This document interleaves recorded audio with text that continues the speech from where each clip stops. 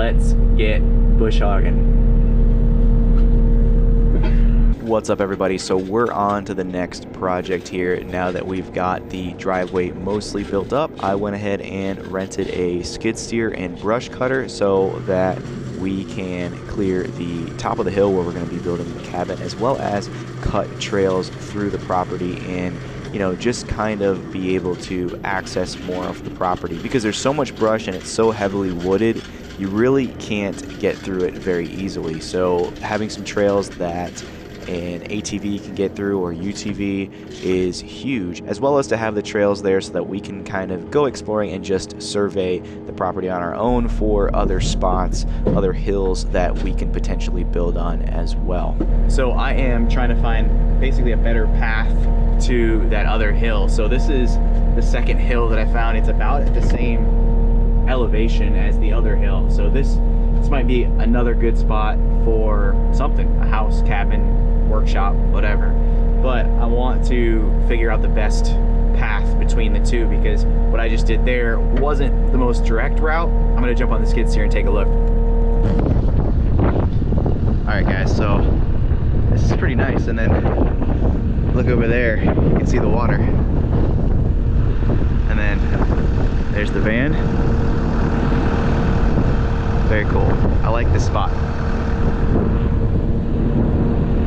Then there's a far hill over there that's also on our property, but that's a lot harder to get to.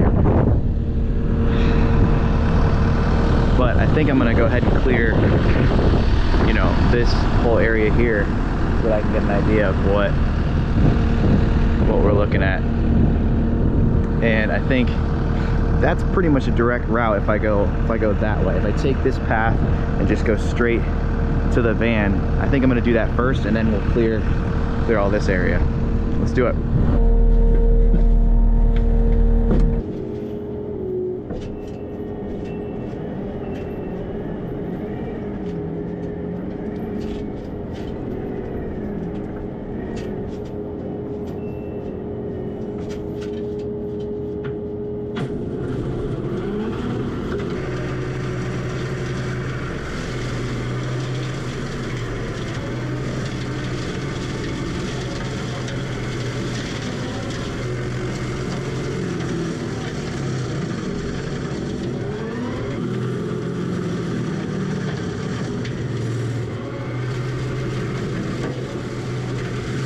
Operating the skid steer with the bush hog is a lot of fun. Now, that being said, safety has to be the top consideration when using it. This machine is essentially a 6-foot blade assembly, spinning so fast it mulches almost anything that it drives over, up to about 6-inch trees. The blades can break, they can fall off, they can also launch chunks of wood or rocks at lethal speed. So, that being said, it should always be operated low to the ground with the cab closed and with no one around. Rocks are another consideration and should really be avoided at all costs. Also, the failure points need to be inspected prior to operation, which I did do in the morning. That being said, I got the hang of the machine pretty quickly and just made sure to operate it slowly, smoothly, and carefully. After I cut the new trail here, I made my way back up to the second hill. My plan was to clear a bit of that second hill. However, Murphy's Law had other plans for me, and boy was I glad that I was operating the machine in a safe manner.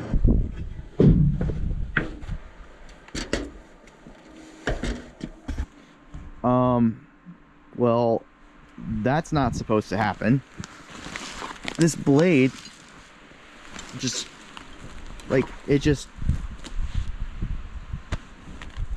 spun itself right off. Wow, that is kind of scary too.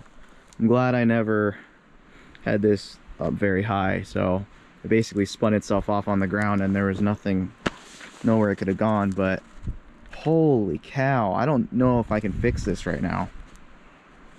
I might be done for the day. I don't really know what to think about that. I like the spot though. I wish I could have cleared more of these alders, but yeah, come take a look at this spot. All of this around me right here, you know, it could be cleared. I kind of wanted to clear behind me a little bit so that I could see what's going on back here, because this is a little bit higher. I could clear this by hand with the trimmer if I wanted to. That scary too, because that's like, you know, a giant sling blade that could just fly into you. And I definitely think the window on the skid steer would not have stood a chance had I had the machine up high. So I'm just glad I never really did that. You know, I was thinking about that, trying to operate it safely. It will let you run it up high, but yeah, anytime I brought it up, I had it angled away from me anyway. But I like this. What do you guys think? I like this spot. There's tons of deer trails. There's lots of deer that come in through here. Just taking a little bit of refuge from the cold. I'm gonna call up the rental company and see if they can get me a new castle nut and pin. But for now, I'm done with the brush cutter. Luckily, I got pretty much what I wanted to get done with the brush cutter already. So the main hill is cleared. About a ½ acre to 3/4 of an acre is cleared on the main hill, which is really all we need. It's big enough. And then that secondary hill, I think I'm gonna go in now. I've got a few hours left of daylight, so I think I'm gonna go in with the hand trimmer, and I'll take you guys along with me because I've got a GoPro mount on my helmet. So come along, guys. Let's go do some brush cutting by hand with an accessory vehicle. The accessory vehicle being a UTV that I'm gonna use to carry, you know, all of the gear and tools that I need. So let's get going.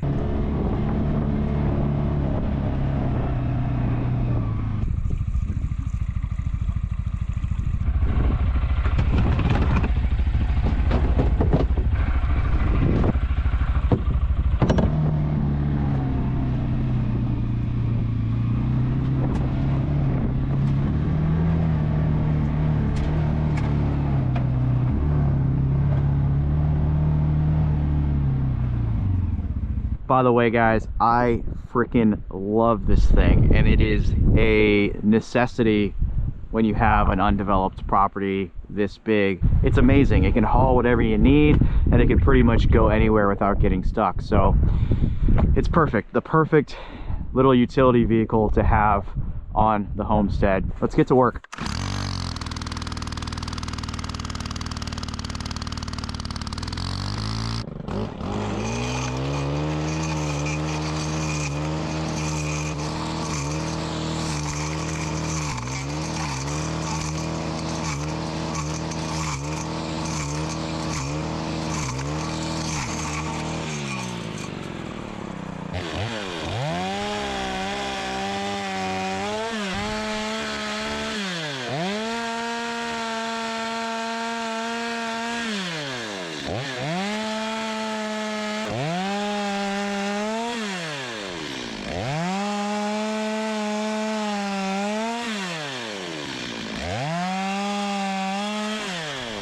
After hand clearing a bit of a path into the wooded area on the top of the hill, I gathered all the information I needed. It's a good spot. It's dry and it stays elevated enough to clear up to another acre or so to use as a potential spot to build in the future. Since the wooded area and even the brush is pretty thick and I couldn't seem to find the castle nut I lost and needed for the bush hog, I decided to wait until I get a replacement nut to continue clearing here and moved on. Alright, we are now kind of really deep into the property and we're in a low spot, so it's really wet, and you know, I'm not willing to take the UTV any farther, at least right now, because up there I almost got the excavator, sorry, I should say skid steer, stuck when I was cutting this trail. So we also just had a storm, so it's even wetter because of that. So should be able to get out. I don't want to get stuck today, so I'm gonna leave it here and we're gonna walk it from here on out, and we're gonna try to continue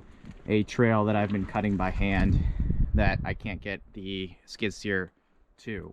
Anyway, so I want to get to the back half of the property because there's a ridge that I think might overlook the water. It definitely overlooks a peak bog, so I think the view is going to be really cool. We've just never even accessed it yet because, as you guys can see, this is, you know, pretty heavily wooded land. So I'm probably half a kilometer from the road now, about halfway into the land, and I'm trying to get to the back quarter of the land. So I've got about a quarter of the way to go, maybe about 300 meters, 400 meters or so.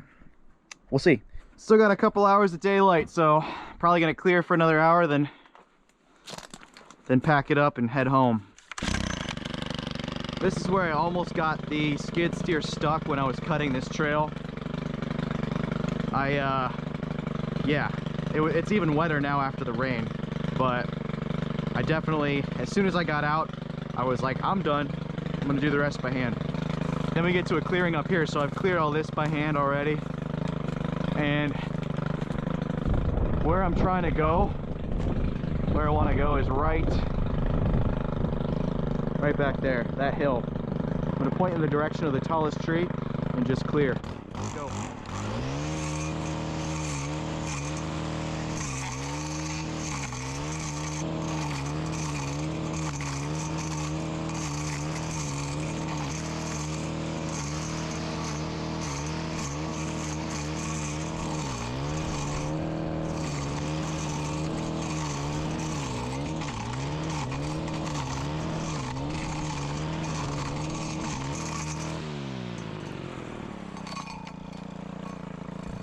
Just ran out of gas, but I'm like just almost at the hill where, you know, it's gonna get a lot harder once I get to that tree line anyway. So sun's going down, maybe about an hour of daylight left, but it's gonna take me a while to get packed up.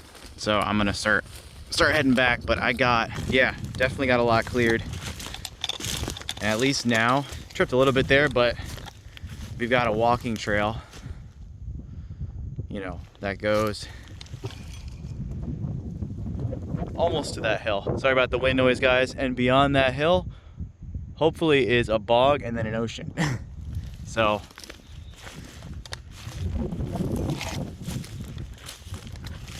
pretty happy with how far I got today. Eventually I'll widen this up and maybe put something down in that wet area and be able to get the UTV back here, which will be really nice.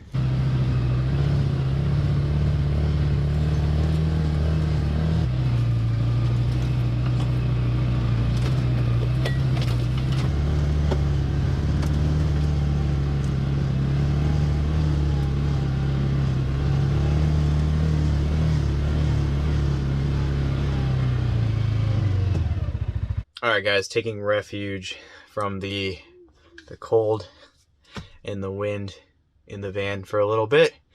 And then I'm gonna get packed up and go home. And I think that's gonna be pretty much the end of this little vlog. Got a bit of clearing done today. Oh, I completely forgot to show you guys. I did get a little more shale in, so the driveway is looking a little bit better. Unfortunately, I didn't have the camera set up. So the guy was supposed to be here at 9. He got here at like 8:30 and I wasn't ready at all. So I just went and jumped in the skid steer and spread the shale. But I got 4 more loads of shale. The van can get up the hill even if the ground is not frozen. I did it once when the ground was frozen, and then another time when the ground wasn't frozen and the van couldn't make it up the hill. But now that there's enough shale down, the van is up here on the top of the hill. So that's good. So what's next for this property? Eventually, I want to make it to that far ridge for real. For now, Randy and I are actually in the process of potentially purchasing an old home that's in the area here that we're going to fix up. So for really the rest of the winter and into some of the spring, we're probably going to be working on that house. We'll probably start the cabin build sometime in the spring or summer, we think, depending on how the house project goes. Because the thing is, we need a place to live. We're currently renting in Halifax and it's pretty expensive, and we hate renting. We want to own something. So that's why we bought this piece of land. But obviously we can't live here yet, and we don't want to live in the van as a family of 4. That would be horrible. Plus, I think not necessarily legal. Like, I don't think that you can have kids living in a van in Canada. Child services might take away your kids. So can't do that. But yeah, so we found an old house that's only 10 minutes from this property, and it needs a good amount of work, and it's the right price. We can put some money into it, have it as an investment, live in it for a few years, and then eventually move to the property once we have a cabin or a house built on the property. So let me know in the comments down below if you guys want to see the house renovation. I think that could be interesting as well. Right now we're currently doing some asbestos testing because this house was built in the 40s, but we'll mitigate it if it comes down to it. And yeah, I think I'm rambling on for a little too long here. Gonna try to keep regular videos coming out on this channel for sure. It's been honestly a bit refreshing to make something different other than boat tours, even though this channel is not obviously getting near the amount of views, but it's been fun. So I want to keep doing it, and slowly you guys are coming and following along. So I think it could be something. So remember to, subscribe if you haven't already, and see you in the next one. See you guys.